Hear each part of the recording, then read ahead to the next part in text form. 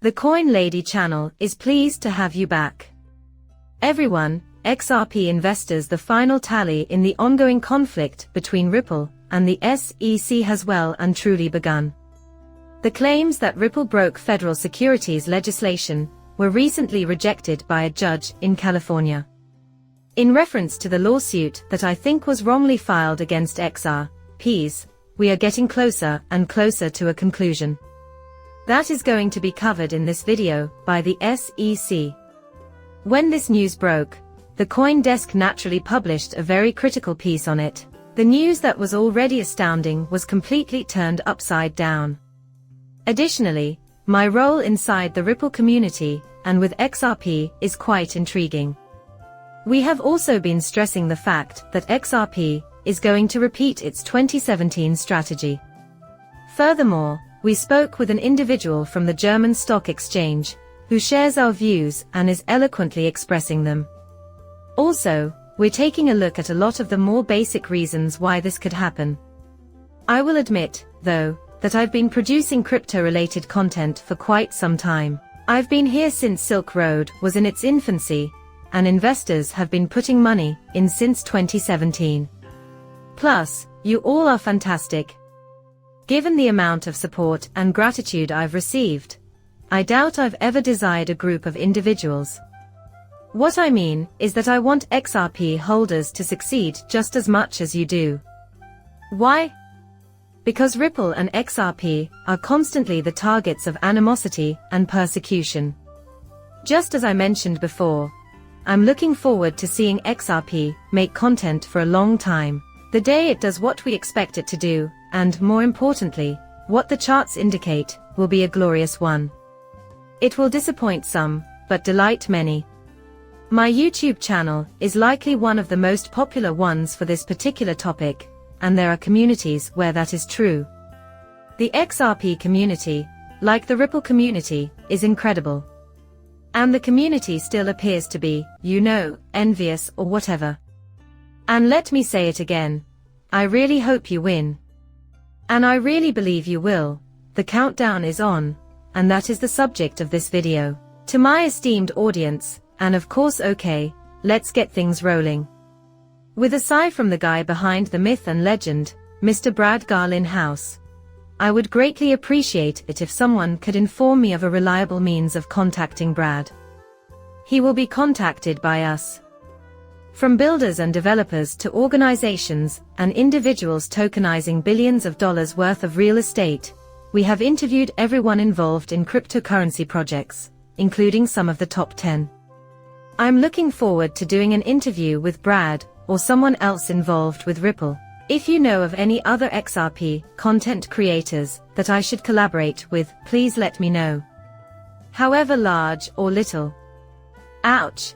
The CoinDesk. For clarity's sake, the California judge rejected all claims that Ripple violated federal securities law.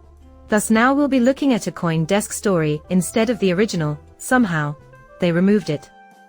Stuart Daltrey is basically reporting here.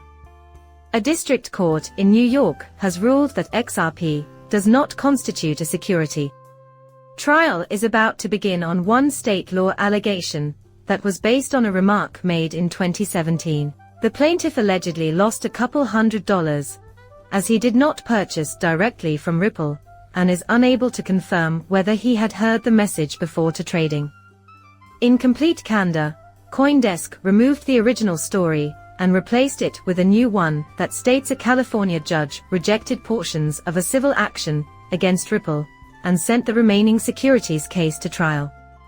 We eagerly await the cross-examination. Judge Phyllis Hamilton of the United States District Court rejected all 4 class action lawsuits against Ripple, but she will let one state law claim, the one that Stuart, a relative of the company's senior legal officer, brought up, go to trial.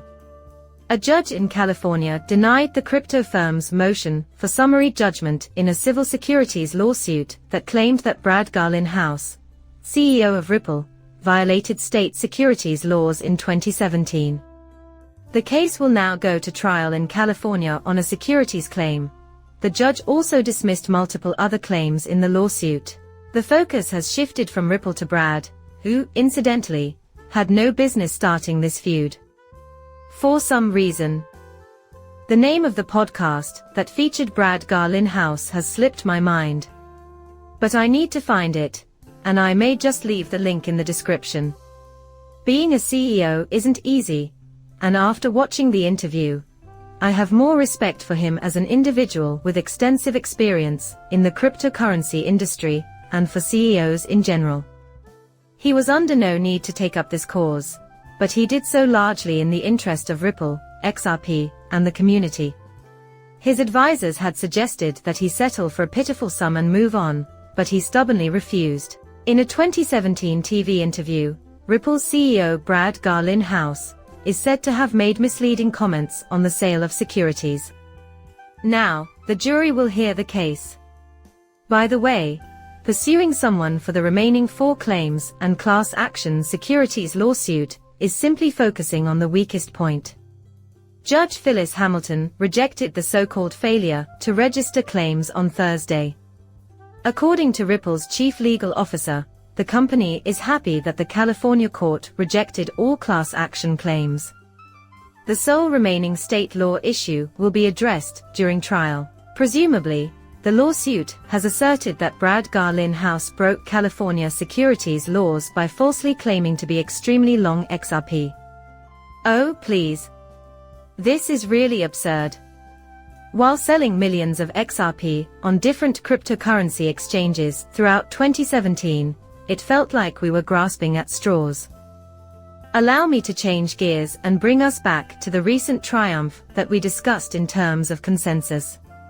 The development of Ethereum and some kind of development suite have been agreed upon. They just made an announcement that the Ethereum team, technology suppliers, and industry players can celebrate today. A huge victory. The Enforcement Division of the SEC has informed us that its investigation into ETH 2.0 is coming to a close. This comes after the recent departure of their chief honcho and the recent firing of 2 employees. ETH sales shall not be subject to charges brought by the SEC on the grounds that they constitute security transactions. In the worst-case situation, this leads to a settlement, but they will be clinging to a speck of evidence at best. As many have noted, and some have even mentioned, Brad Garlinghouse did indeed come out and provide some clarification following the Coinbase story. In reporting yesterday's decision by the California judge in the class action case against XRP, there have been a number of headlines that are either deceptive or include factually incorrect information. It makes me pleased when people realize their mistakes and fix them. What a waste of time if I could tag every single one of them. Allow me to be crystal clear. Every class action lawsuit can celebrate this victory. The lawsuit's class action claims were all rejected. As for the fact that XRP is not a security per se, the ruling does not alter or reject this. As previously determined. In its decision, the California court rejected all claims that Ripple's sale of XRP constituted a violation of federal securities laws.